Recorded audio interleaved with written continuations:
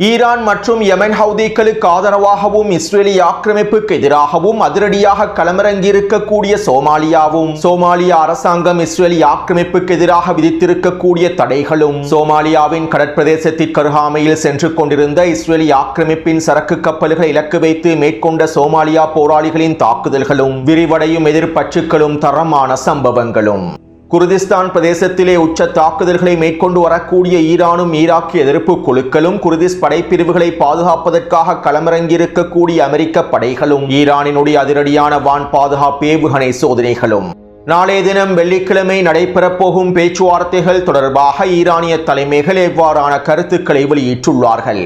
ஈரானுக்கு எதிரான போரினால் ஏற்பட்டிருக்கக்கூடிய மிகப்பெரிய தோல்வியினால் தன்னுடைய பதவியினை ராஜினாமா செய்து அல்லது பதவி நீக்கப்பட்ட அமெரிக்க கடற்படையினுடைய தலைமை செயலாளர் ஈரானுக்குள்ளே நுழைவதற்கு முயற்சி செய்த பிரிவினைவாதிகளும் பயங்கரவாதிகளும் அவர்களை கொத்து கொத்தாக வேட்டையாடிய ஈரானிய பாதுகாப்பு படைப்பிரிவினரும் F-15 போர் விமானங்கள் தொடர்பான ரகசிய தகவல்களை இஸ்ரேலிய ஆக்கிரமிப்பு விமானிகள் ஈரானுக்கு வழங்கியுள்ளார்களா?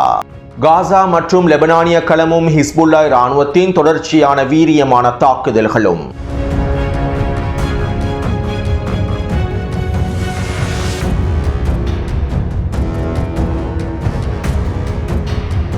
நேற்றைய தினம் இஸ்ரேலிய ஆக்கிரமிப்பு அதனுடைய 78வது சுதந்திர தினத்தை கொண்டாடியிருந்தது.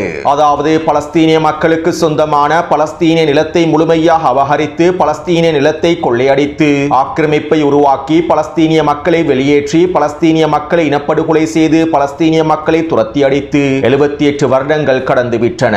இவ்வாறு பலஸ்தீனிய மக்கள் அவர்களுடைய சொந்த நிலத்திலிருந்து வெளியேற்றப்பட்டிருக்கக்கூடிய இந்த நக்பாவையே இஸ்ரேலிய ஆக்கிரமிப்பு சுதந்திர தினமாக கொண்டாடுகின்றது. இப்படியான நிலைமையில் ஐக்கிய அரபு அமீரகம், பஹ்ரைன் மற்றும் இன்னுமேனி அடிமை அரபு நாடுகளும் இஸ்ரேலிய ஆக்கிரமிப்புக்கான சுதந்திர தின வாழ்த்துக்களை தெரிவித்துள்ளார்கள். அதிலும் குறிப்பாக நேற்றைய தினம் நடைபெற்ற சுதந்திர தின நிகழ்வுகளில் ஐக்கிய அரபு அமீரகத்தினுடைய பிரதிநிதிகளும் கலந்து கொண்டுள்ளார்கள். பலஸ்தீனிய மக்களை இனப்படுகொலை செய்து பலஸ்தீனிய மக்களுடைய நிலங்கள் கொள்ளையடிக்கப்பட்டு அபகரிக்கப்பட்டு பலஸ்தீனிய மக்கள் துரத்தி அடிக்கப்பட்ட சம்பவத்தினை நக்பாவை இந்த அடிமை அரபுகள் கொண்டாடுகின்றார்கள். இஸ்ரேலிய ஆக்கிரமிப்புக்கான வாழ்த்துக்களை தெரிவித்து பலஸ்தீனிய மக்களுடைய நக்பாவை இவர்கள் அங்கீகரிக்கின்றார்கள். உண்மையிலேயே இந்த அடிமை அரபுகளுடைய செயற்பாடுகள் அருவருக்கத்தக்க செயற்பாடுகளாகும்.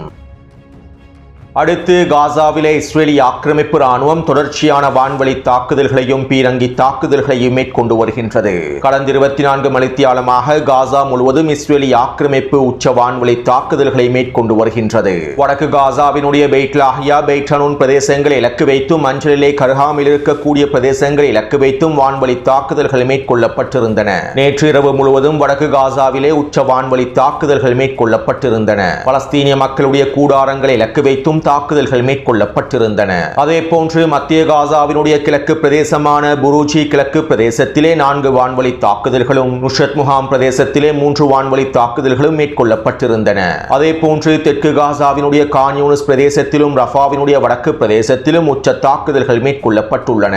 அது மட்டுமல்லாமல் கான் யூனிஸினுடைய மஞ்சள் எல்லை பிரதேசத்தில் இஸ்ரேலிய ஆக்கிரமிப்பு பீரங்கி தாக்குதல்களையும் துப்பாக்கிச் சூட்டு தாக்குதல்களையும் மேற்கொண்டுள்ளது. இந்த தாக்குதலிலே 3 பலஸ்தீனிய பெண்கள் கொல்லப்பட்டுள்ளார்கள். கடந்த 24 மணித்தியாலங்களுக்குள் இஸ்ரேலிய ஆக்கிரமிப்பு மேற்கொண்டிருக்கக்கூடிய வான்வழி தாக்குதல்களில் 25க்கும் அதிகமான பலஸ்தீனிய மக்கள் இனப்படுகொலை செய்யப்பட்டுள்ளார்கள். மேலும் இன்று காலை வாகனம் ஒன்றை இலக்கு வைத்தும் ட்ரோன் தாக்குதல்களை மேற்கொண்டிருந்தது. இந்த தாக்குதலினால் குறித்த வாகனத்திலே பயணித்த 4 பேர் கொல்லப்பட்டுள்ளார்கள். அவர்களில் 3 பேர் பெண்களாகும். காசாவிலே ஹமாஸுக்கு எதிரான தாக்குதல்களை மேற்கொள்வதாக கூறி பலஸ்தீனிய மக்களுக்கு எதிரான இனப்படுகொலை தாக்குதல்களையே மேற்கொள்கின்றது. அதே நேரம் அடிமை மத்தியஸ்தர்கள் தற்போது இஸ்ரேலிய ஆக்கிரமிப்பின் இந்த தாக்குதல்களை கண்டுகொள்வதும் இல்லை. இவை தொடர்பாக முன்னைய காணொளிகளிலும் நான் பல விடயங்களை தெளிவாக குறிப்பிட்டுள்ளேன். அடுத்து தெற்கு லெபனான் பிரதேசத்திலே ஐநாவினுடைய அமைதி படைகளை இலக்கு வைத்து ஹிஸ்புல்லா இராணுவத்தினர் தாக்குதல்களை மேற்கொண்டிருந்தார்கள். இந்த தாக்குதலிலே ஐநாவின் அமைதி படையிலே இருக்கக்கூடிய பிரான்ஸ் நாட்டை சேர்ந்த ஒரு சிப்பாய் கொல்லப்பட்டிருந்தார். மேலும் தற்போது படுகாயமடைந்திருக்கக்கூடிய இன்னும் ஒரு சிப்பாயும் உயிரிழந்திருப்பதாக தெரிவிக்கப்படுகின்றது. இதனால் இந்த தாக்குதலோடு சம்பந்தப்பட்டிருக்கக்கூடிய ஹிஸ்புல்லா இராணுவ வீரர்களை லெபனானிய அரசாங்கம் கைது செய்ய வேண்டும் என பிரான்சினுடைய அதிபர் மேக்ரோன் லெபனானிய அரசாங்கத்திற்கு உச்சழுத்தங்களையும் வழங்கி வருகின்றார். அத்தோடு லெபனானுக்குள்ளே ஹிஸ்புல்லா இராணுவத்தினை நிராயுதபாணியாக்குவதற்கான அடுத்த கட்ட வேலை திட்டங்களை மேற்கொள்வதற்கான பிரான்சினுடைய சில அதிகாரிகளும் பிரதிநிதிகளும் தற்போது லெபனானுக்குள்ளே களமிறங்கி இருப்பதாக தெரிவிக்கப்படுகின்றது. அது மட்டுமல்லாமல் இன்றைய தினம் சவுதி அரேபியாவினுடைய இளவரசர் யசீத் பின் ஃபர்ஹானும் லெபனானிலே களமிறங்கியுள்ளார். லெபனானிய களத்தில் ஹிஸ்புல்லா இராணுவத்தினை நிராயுதபாணியாக்குவதற்கான வேலை திட்டங்கள் தொடர்பாகவே இந்த பேச்சுவார்த்தைகள் மேற்கொள்ளப்பட்டிருப்பதாக தெரிவிக்கப்படுகின்றது. அடுத்து ஹிஸ்புல்லா இராணுவத்தினர் இஸ்ரேலி ஆக்கிரமிப்பினுடைய ஒவ்வொரு யுத்த நிறுத்த மீறல்களுக்குமான பதிலடி தாக்குதல்களை தொடர்ச்சியாக மேற்கொண்டு வருகின்றார்கள். கடந்த 24 மணித்தியாலங்களுக்குள் இஸ்ரேலி ஆக்கிரமிப்பு யுத்த நிறுத்தத்தை மீறி 5 தாக்குதல்களை மேற்கொண்டிருந்தது. மேலும் கண்ணுக்கு கண் பல்லுக்கு பல் என்கின்ற விதத்திற்கு அமைவாக ஹிஸ்புல்லா இராணுவத்தினரும் இஸ்ரேலி ஆக்கிரமிப்புக்கு எதிராக 5 பதிலடி தாக்குதல்களை மேற்கொண்டிருந்தார்கள். இஸ்ரேலி ஆக்கிரமிப்பு தெற்கு லெபனானை இலக்கு வைத்து எத்தனை தாக்குதல்களை மேற்கொள்கின்றதோ அதற்கு பதிலடியாக நாங்களும் இஸ்ரேலி ஆக்கிரமிப்பின் வடக்கு பிரதேசத்தை இலக்கு வைத்து பதிலடி தாக்குதல்களை மேற்கொள்வோம் என ஹிஸ்புல்லா இராணுவத்தினர் அறிவித்துள்ளார்கள். இதற்கமைவாக இஸ்ரேலி ஆக்கிரமிப்பு இராணுவம் தெற்கு லெபனான் பிரதேசத்திலே மேற்கொண்ட வான்வழி தாக்குதல்களுக்கு ஈடாக லெபனானின் அல் காந்தாராவினுடைய எல்லை பிரதேசத்திலே நிலை கொண்டிருக்கக்கூடிய இஸ்ரேலி ஆக்கிரமிப்பின் சிப்பாய்களை இலக்கு வைத்து ட்ரோன் தாக்குதல்களை மேற்கொண்டுள்ளார்கள். குறித்த பிரதேசத்திலே நிலை கொண்டிருந்த 25க்கும் அதிகமான சிப்பாய்களை இலக்கு வைத்தே இந்த தாக்குதல் மேற்கொள்ளப்பட்டிருப்பதாகவும் குறைந்தது 10க்கும் அதிகமான சிப்பாய்கள் கொல்லப்பட்டு படுகாயமடைந்திருக்கலாம் என்றும் தெரிவிக்கப்படுகின்றது. அதேபோன்று டைபாவினுடைய எல்லை பிரதேசத்தில் நிலை கொண்டிருக்கக்கூடிய இஸ்ரேலி ஆக்கிரமிப்பு சிப்பாய்களை சுற்றி வளைத்து கவசதெறிப்பு ஏவுகணை தாக்குதல்களை மேற்கொண்டுள்ளார்கள். ஹிஸ்புல்லாவினுடைய ரத்வான் படைப்பிரிவினர் இஸ்ரேலி ஆக்கிரமிப்பு ராணுவம் நிலை கொண்டிருக்கக்கூடிய பிரதேசத்திற்குள்ளே நுழைந்து அவர்களை சுற்றி வளைத்து இந்த கவசதெறிப்பு ஏவுகணை தாக்குதல்களை மேற்கொண்டுள்ளார்கள். கிட்டத்தட்ட 5க்கும் அதிகமான கவசதெறிப்பு ஏவுகணை தாக்குதல்கள் மேற்கொள்ளப்பட்டிருப்பதாகவும் இதனால் குறித்த பிரதேசத்தில் நிலை கொண்டிருக்கக்கூடிய 15க்கும் அதிகமான சிப்பாய்கள் கொல்லப்பட்டும் படுகாயங்களுக்குள்ளாக்கப்பட்டிருப்பதாகவும் தெரிவிக்கப்படுகின்றது. இதைத் தொடர்ந்து இஸ்ரேலி ஆக்கிரமிப்பின் வான்வழி தாக்குதல்களுக்கு பதிலடியாக தெற்கு லெபனான் எல்லை பிரதேசத்திலே நிலை கொண்டிருக்கக்கூடிய இஸ்ரேலி ஆக்கிரமிப்பின் தளங்களை இலக்கு வைத்து ட்ரோன் தாக்குதல்களையும் ஏவுகணை தாக்குதல்களையும் மேற்கொண்டுள்ளார்கள். அதேபோன்று இஸ்ரேலி ஆக்கிரமிப்பின் வடக்கு எல்லை பிரதேசத்திலே நிலை கொண்டிருக்கக்கூடிய இஸ்ரேலி ஆக்கிரமிப்பு சோதனை சாவடிகளை இலக்கு வைத்தும் ட்ரோன் தாக்குதல்களை மேற்கொண்டுள்ளார்கள். அது மட்டுமல்லாமல் இஸ்ரேலி ஆக்கிரமிப்பினுடைய 4 ட்ரோன்களை சுட்டு வீழ்த்தியுள்ளார்கள். மேலும் இஸ்ரேலி ஆக்கிரமிப்பு ராணுவத்திற்கு சொந்தமான 2 ராடர் கருவிகள் பொருத்தப்பட்டிருக்கக்கூடிய தளங்களையும் அளித்துள்ளார்கள். எனவே இஸ்ரேலி ஆக்கிரமிப்பு ராணுவத்திற்கும் ஹிஸ்புல்லா ராணுவத்திற்கும் இடையிலான தாக்குதல்களும் மோதல்களும் தொடர்கின்றன. யுத்த நிறுத்தத்தை மீறக்கூடிய இஸ்ரேலி ஆக்கிரமிப்புக்கு பதிலடிகளை வழங்கி வருகின்றார்கள்.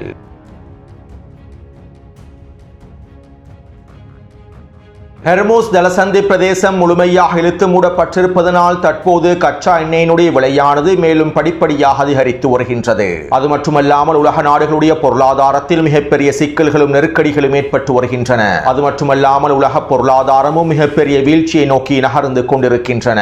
தற்போதே பல நாடுகளில் பொருளாதார நெருக்கடிகள் உச்சத்தை தொட்டுவிட்டன. குறிப்பாக ஐரோப்பிய நாடுகளில் இந்த பொருளாதார நெருக்கடிகளும் விலையேற்றமும் மிகப்பெரிய தாக்கத்தை ஏற்படுத்தி வருகின்றன. இதனால் தற்போது இந்த நெருக்கடிகளை ஓரளவாவது குறைப்பதற்கு ரஷ்யா மற்றும் ஈரான் எண்ணெய்களுக்கான தடைகளை இன்னும் 30 நாட்களுக்கு நீக்கியுள்ளார்கள். மேலும் அமெரிக்க கருவூலத்துறையினுடைய இந்த செயற்பாடுகள் ஈரானினுடைய ஹெர்மோஸ் ஜலசந்தி பிரதேச முற்றுகையானது அமெரிக்கா மற்றும் மேற்குலக பொருளாதாரத்தில் மிகப்பெரிய தாக்கத்தை ஏற்படுத்தியுள்ளது என்பதனையும் உறுதி செய்கின்றது. அத்தோடு சர்வதேச சந்தையை ஏமாற்றுவதற்காக பங்குச் சந்தையை தங்களுடைய கட்டுப்பாட்டில் வைத்திருப்பதற்காக எண்ணெய் வெளியேற்றத்தை குறைப்பதற்காக அண்ட புழுகன் டொனால்ட் ட்ரம்ப் பல போலி பிரச்சாரங்களை மேற்கொண்டிருந்தாலும் தற்போது இந்த போலி பிரச்சாரங்களும் சர்வதேச சந்தையில் எடுப்படுவதாக இல்லை. ஈரானுக்கு எதிரான போர் முடிவுக்கு கொண்டு வரப்பட்டு ஹெர்மோஸ் ஜலசந்தி பிரதேசம் முழுமையாக திறக்கப்பட்டால் மாத்திரம்தான் உலக பொருளாதாரம் ஒரு சமநிலையை நோக்கி நகரும் என அமெரிக்க ஆய்வாளர்களே தற்போது கருத்துக்களை வெளியிட்டு வருகின்றார்கள். மேலும் அமெரிக்காவினுடைய பொருளாதாரம் மிகப்பெரிய சிக்கலை நோக்கி நகர்கின்றது. அமெரிக்க மக்களுடைய வாழ்க்கை செலவுகள் பல மடங்கினால் அதிகரித்து வருகின்றன. அமெரிக்காவுக்குள்ளே எரிபொருள் வெளியேற்றம் பல மடங்கினால் அதிகரித்துள்ளது. இதனால் டொனால்ட் ட்ரம்பினுடைய நிர்வாகத்திற்கு உச்சழுத்தங்கள் வழங்கப்பட்டு வருகின்றன. இருப்பினும் இவை அனைத்தும் சர்வதேச ஊடகங்களினால் வெளிப்படுத்தப்படுவதில்லை. டொனால்ட் ட்ரம்பும் அவருடைய நிர்வாகமும் இவை அனைத்தையும் மூடி மறைப்பதற்காகவே எல்லாவிதமான வேலை திட்டங்களையும் மேற்கொள்கின்றார்கள். மேலும் ஹெர்மோஸ் ஜலசந்தி பிரதேசம் மூடப்பட்டிருப்பதனால் அதிகளவான நாடுகளுடைய எண்ணெய் கப்பல்கள் அமெரிக்காவை நோக்கி நகர்வதாக டொனால்ட் ட்ரம்ப் தொடர்ச்சியான கருத்துக்களை வெளியிட்டிருந்தார். இதனால் அமெரிக்காவுக்கு அதிகளவான லாபம் கிடைப்பதாகவும் தெரிவித்துள்ளார். ஆனால் களத்தினுடைய யதார்த்தம் அவ்வாறல்ல. அதிகளவான நாடுகள் விலை உயர்ந்த அமெரிக்க எண்ணெயை பெற்றுக் கொள்வதற்கு விரும்புவதில்லை. மேலும் பல $1 மில்லியன் $1 செலவழித்து அமெரிக்க எண்ணெயை பெற்றுக் கொள்வதை விட ஈரானோடு ஒருங்கிணைத்து ஈரானுக்கு வரியை செலுத்திவிட்டு ஈரானிடமிருந்து எண்ணெயை பெற்றுக் கொள்வதே அதிகளவான நாடுகளுக்கு இலகுவான விடயமாகவும் இலாபமான விடயமாகவும் காணப்படுகின்றன. இதற்கமைவாகவே இன்றைய தினம் தென்கொரியாவினுடைய வெளியுறவுத்துறை அமைச்சர் ஈரானில் களமிறங்கியுள்ளார். ஈரானோடு ஒருங்கிணைப்பை ஏற்படுத்தி ஈரானுக்கு வரிப்பணத்தை செலுத்தி ஈரானிடமிருந்து எண்ணெயை பெற்றுக் கொள்வதற்கான பேச்சுவார்த்தைகளை ஆரம்பிப்பதற்காகவே இன்றைய தினம் தென்கொரியாவினுடைய வெளியுறவுத்துறை அமைச்சரும் ஈரானில் களமிறங்கியுள்ளார். எனவே அந்த புல்கன் டொனால்ட் ட்ரம்ப் அதிகளவான எண்ணெய் கப்பல்கள் அமெரிக்காவை நோக்கி வருகின்றது என்று போலியான பிரச்சாரங்களை மேற்கொண்டாலும் களத்தினுடைய உண்மையான யதார்த்தம் அவ்வாறல்ல என்பதனை நாங்கள் தெளிவாக புரிந்து கொள்ள வேண்டும். அத்தோடு அமெரிக்காவினுடைய கடற்படை முற்றுகையானது மிகப்பெரிய தோல்வியாகும். இதனை தற்போது அமெரிக்க ஊடகங்களே தொடர்ச்சியாக செய்திகளாக வெளியிட்டு வருகின்றன. கடந்த 40 நாட்களுக்குள் மாத்திரம் ஈரானின் 308 எண்ணெய் கப்பல்கள் ஹெர்மோஸ் ஜலசந்தி பிரதேசத்தை கடந்து சென்றுள்ளன. ஈரானுக்கும் சீனாவுக்கும் இடையிலான எண்ணெய் விநியோகம் தொடர்ச்சியாக நடைபெறுகின்றன. ஒரு நாளைக்கு 9,85,000 பீப்பா எண்ணெய்களை ஈரான் சீனாவுக்கு விற்பனை செய்கின்றது. அமெரிக்காவினுடைய கடற்படை முற்றுகை ஆரம்பிக்கப்பட்டதற்கு பின்பும் ஈரானுக்கும் சீனாவுக்கும் இடையிலான இந்த எண்ணெய் வியாபாரத்தில் எந்தவிதமான வீழ்ச்சியும் ஏற்படவில்லை என சர்வதேச நிறுவனங்களே தற்போது அறிக்கைகளை வெளியிட்டுள்ளார்கள். 47 வருடங்களுக்கு மேலாக பொருளாதார தடைகளுக்கு மத்தியில் பல மாற்று வழித்திட்டங்களை பயன்படுத்தி மாற்றுப்பாதைகளை பயன்படுத்தி ரகசிய வழிமுறைகளை பயன்படுத்தி எண்ணெய் வியாபாரத்தை மேற்கொள்ளக்கூடிய ஈரானுக்கு அமெரிக்காவினுடைய இந்த முற்றுகையானது ஒரு பொருட்டே அல்ல. இதனால் தான் தற்போது அமெரிக்காவினுடைய கடற்படை முற்றுகையானது தோல்வி அடைந்துள்ளது. மேலும் ஈரானினுடைய எண்ணெய் வியாபாரம் தொடர்ச்சியாக நடைபெறுகின்றது. அடுத்து அண்டப்புழுகன் இன்னும் ஒரு பிரச்சாரத்தை மேற்கொண்டிருந்தார். ஈரானியர்கள் 8 பெண்களை தூக்கிலிடுவதற்கு இருந்தார்கள். அவர்களுக்கான மரண தண்டனை நிறைவேற்றப்படுவதற்கு இருந்தது. மேலும் என்னுடைய கோரிக்கைகளுக்கு அமைவாக இவர்களுக்கான மரண தண்டனை நிறுத்தப்பட்டிருப்பதாகவும் இவர்களுக்கான தண்டனைகள் குறைக்கப்பட்டிருப்பதாகவும் அண்டப்புழுகன் ட்ரூத் சோஷியல் தளத்தில் பதிவிட்டிருந்தார். மேலும் இது தொடர்பாக ஈரானினுடைய நீதித்துறையானது இவ்வாறு தெரிவித்துள்ளது. 8 பெண்களுக்கு ஈரான் மரண தண்டனை விதிக்கப் போவதாக தெரிவித்திருக்கக்கூடிய டொனால்ட் ட்ரம்பினுடைய கருத்துக்களும் செய்திகளும் போலி செய்திகள். ஆதாரமற்ற ஈரான் எதிர்ப்பு பிரச்சாரங்களை நம்பி டொனால்ட் ட்ரம்ப் இந்த போலி செய்திகளை வெளியிடுகின்றார். யாருக்கு மரண தண்டனையை நிறைவேற்ற வேண்டும், எவ்வாறு நிறைவேற்ற வேண்டும் என்பதனை ஈரானினுடைய நீதித்துறை தான் தீர்மானிக்கும். மேலும் ஈரானினுடைய நீதித்துறையானது சிறப்பாக செயற்பட்டு வருகின்றது என நீதித்துறையினுடைய தலைவர்கள் தெரிவித்துள்ளார்கள். அத்தோடு கடந்த 3 நாட்களாக அதிகளவான மொசாட் உளவாளிகள் தூக்கிலிடப்பட்டு வருகின்றார்கள். ஈரானிய பாதுகாப்பு படையை சேர்ந்த ஒரு மிக முக்கியமான உளவாளி ஒருவரும் தூக்கிலிடப்பட்டுள்ளார். அதே போன்று மொசாட் உளவு பிரிவோடு சம்பந்தப்பட்டிருக்கக்கூடிய சில வியாபாரிகளும் தூக்கிலிடப்பட்டுள்ளார்கள். மேலும் இந்த மொசாட் உளவாளிகளை முழுமையாக தூக்கிலிடுவதற்கான அவர்களுக்கான மரண தண்டனையை நிறைவேற்றுவதற்கான எல்லாவிதமான வேலை திட்டங்களையும் ஈரானிய நீதித்துறையானது சிறப்பாக மேற்கொண்டு வருகின்றது. அடுத்து நேற்றைய தினம் பாகிஸ்தான் எல்லை பிரதேசத்தின் வழியாக ஈரானின் கிழக்கு பிரதேசத்தினுடைய எல்லை வழியாக பயங்கரவாத குழுக்கள் பிரிவினைவாத குழுக்கள் நுழைவதற்கு முயற்சி செய்துள்ளார்கள். ஈரானுக்கும் பாகிஸ்தானுக்கும் இடைப்பட்ட எல்லை பிரதேசத்திலே நிலை கொண்டிருக்கக்கூடிய ஜெய்ஷ்-இ-அதில் பயங்கரவாதிகள் ஈரானுக்குள்ளே நுழைந்து தாக்குதல்களை மேற்கொள்வதற்கு திட்டமிட்டுள்ளார்கள். இதற்கமைவாக கிட்டத்தட்ட 30க்கும் அதிகமான பயங்கரவாதிகள் இவ்வாறு நுழைந்து தாக்குதல்களை மேற்கொள்ள திட்டமிட்டுள்ளார்கள். மேலும் இந்த பயங்கரவாதிகள் நுழைந்த சந்தர்ப்பத்திலே ஈரானிய பாதுகாப்பு படைப்பிரிவினர் தரமான தாக்குதல்களை கொண்டுள்ளார்கள். அது மட்டுமல்லாமல் இவர்களிடமிருந்து அதிகளவான ஆயுதங்களும் வெடிமருந்துகளும் கைப்பற்றப்பட்டுள்ளன. ஈரானின் கிழக்கு பிரதேசத்தின் வழியாக தரைவழி தாக்குதலை மேற்கொள்ளும் நோக்கத்தோடு இந்த பயங்கரவாதிகள் இந்த தாக்குதலை மேற்கொண்டிருப்பதாக தெரிவிக்கப்படுகின்றது. அடுத்து இஸ்ரேலிய ஆக்கிரமிப்பின் விமானப்படையை சேர்ந்த 2 உயர் தொழில்நுட்ப வல்லுநர்கள் F-15 போர் விமானத்தினுடைய ரகசியங்களை ஈரானுக்கு வழங்கியிருப்பதாக இஸ்ரேலிய ஆக்கிரமிப்பு ஊடகங்கள் தெரிவித்துள்ளன. மேலும் இந்த 2 விமானப்படை உயர் தொழில்நுட்ப வல்லுநர்களும் தற்போது கைது செய்யப்பட்டிருப்பதாகவும் இவர்களுக்கு எதிரான விசாரணைகள் மேற்கொள்ளப்பட்டு வருவதாகவும் தெரிவிக்கப்படுகின்றது. ஏற்கனவே கடந்த வாரம் இஸ்ரேலிய ஆக்கிரமிப்பின் விமானப்படையை சேர்ந்த 2 விமானிகளையும் கைது செய்திருந்தார்கள். இவர்களும் ஈரானினுடைய உளவாளிகளாக செயற்பட்டுள்ளார்கள். மேலும் கிரிப்டோ கரன்சி மூலமாகவே ஈரான் இவர்களுக்கு பணத்தை வழங்கி இருப்பதாகவும் இந்த பணத்தை பெற்றுக்கொண்டே F-15 போர் விமானத்தினுடைய தகவல்களை ரகசியங்களை இவர்கள் வழங்கி இருப்பதாகவும் தெரிவிக்கப்படுகின்றது. அத்தோடு இந்த ரகசியங்களை பெற்றுக்கொண்டதற்கு பின்பே ஈரான் F-15 போர் விமானங்களை இலக்கு வைத்து தாக்குதல்களை வெற்றிகரமாக மேற்கொண்டிருப்பதாகவும் இஸ்ரேலிய ஆக்கிரமிப்பு ஊடகங்கள் தெரிவித்துள்ளன. மேலும் தற்போது F-35 போர் விமானம் மற்றும் இன்னும் ஏனைய மிக முக்கியமான போர் விமானங்களுடைய ரகசிய தகவல்களையும் இஸ்ரேலிய ஆக்கிரமிப்பு விமானிகள் ஈரானிடம் விற்பனை செய்திருப்பதற்கான வாய்ப்புகள் அதிகமாக இருப்பதாக தெரிவிக்கப்படுகின்றது. அடுத்து ஈரான் இஸ்லாமிய வல்லரசின் நீதித்துறையினுடைய தலைவர் இவ்வாறு தெரிவித்துள்ளார். அடுத்த கட்ட போருக்கு எங்களுடைய கடற்படையினர் முழுமையாக தயாராக இருக்கின்றார்கள். தாக்குதல் நடத்தக்கூடிய அமெரிக்க கப்பல்களை மூழ்கடிப்பதற்காக எங்களுடைய விசேட கடற்படையினர் தயாராகவே இருக்கின்றார்கள். அதிவேக படகுகள் மற்றும் ட்ரோன்கள் பொருத்தப்பட்டிருக்கக்கூடிய மிகப்பெரிய படையே குகைகளுக்குள் தயாராக இருக்கின்றன. மேலும் இந்த படைகள் சரியான நேரத்தில் அமெரிக்க போர்க்கப்பல்களை மூழ்கடிப்பார்கள் என அவர் தெரிவித்துள்ளார். அத்தோடு ஈரானிய கடற்படையினர் ஹெர்மோஸ் ஜலசந்தி பிரதேசத்திலே 2 சரக்கு கப்பல்களை கைப்பற்றக்கூடிய காணொளிகள் வெளியாக இருந்தன. இந்த காணொளியை டெலிகிராம் சேனலில் பதிவிட்டுள்ளேன். அதாவது ஈரானிய கடற்படையை சேர்ந்த 33 வேக படகுகள் ஒரு குகைக்குள்ளே இருந்து அதிரடியாக வெளியேறி இந்த கப்பல்களை கைப்பற்றியுள்ளன. மேலும் இந்த குகையானது கடலுக்கடியில் இருக்கக்கூடிய குகையா அல்லது கடற்கரையோர பிரதேசத்தில் இருக்கக்கூடிய குகையா என்பது இன்னும் தெளிவாக தெரியவில்லை. ஆனால் இவர்கள் எவ்வாறு எங்கிருந்து வந்தார்கள் என்பதனை செயற்கைக்கோள் புகைப்படத்தின் மூலமாகவும் உறுதி செய்ய முடியவில்லை. மேலும் இவ்வாறு அமெரிக்க போர்க்கப்பல்களை மூழ்கடிப்பதற்கும் அமெரிக்காவின் ஏனைய கப்பல்களை மூழ்கடிப்பதற்கும் அவற்றுக்கு எதிராக தாக்குதல்களை மேற்கொள்வதற்கும் ஈரானிய கடற்படையினர் தயாராக இருக்கின்றார்கள். மேலும் ஈரானிய கடற்படையினரை அமெரிக்க இராணுவத்தினால் தோற்கடிக்க முடியவில்லை. இப்படியான நிலைமையிலேயே இன்றைய தினம் அமெரிக்க கடற்படை செயலாளர் ஜோன் பீலன் தன்னுடைய பதவியினை ராஜினாமா செய்துள்ளார். போர் அமைச்சர் பீட் ஹெக்ஸத்தை இவரை பதவியிலிருந்து நீக்கியிருப்பதாக தெரிவிக்கப்படுகின்றது. அதாவது தற்போது அமெரிக்க கடற்படையினுடைய மிக முக்கியமான தலைமை அதிகாரியாகவே கடற்படை செயலாளர் செயற்படுகின்றார். இவருடைய தலைமைக்கு கீழால் தான் ஒட்டுமொத்த அமெரிக்க கடற்படையும் செயற்படுகின்றது. எனவே தற்போது இவர் தன்னுடைய பதவியிலிருந்து ராஜினாமா செய்திருப்பது அல்லது இவரை நீக்கியிருப்பது ஈரானுக்கு எதிரான போரிலே அமெரிக்க கடற்படையின் தோல்வியை உறுதி செய்கின்றது. அது மட்டுமல்லாமல் அமெரிக்க இராணுவத்திற்குள் ஏற்பட்டிருக்கக்கூடிய முருகல் நிலைகளையும் உறுதி செய்கின்றது. ஈரானுக்கு எதிரான போர் ஆரம்பிக்கப்பட்டதற்கு பின்பு அமெரிக்க இராணுவம் சிதைவடைந்து வருகின்றது. களத்தினுடைய யதார்த்தமான உண்மையும் இதுதான்.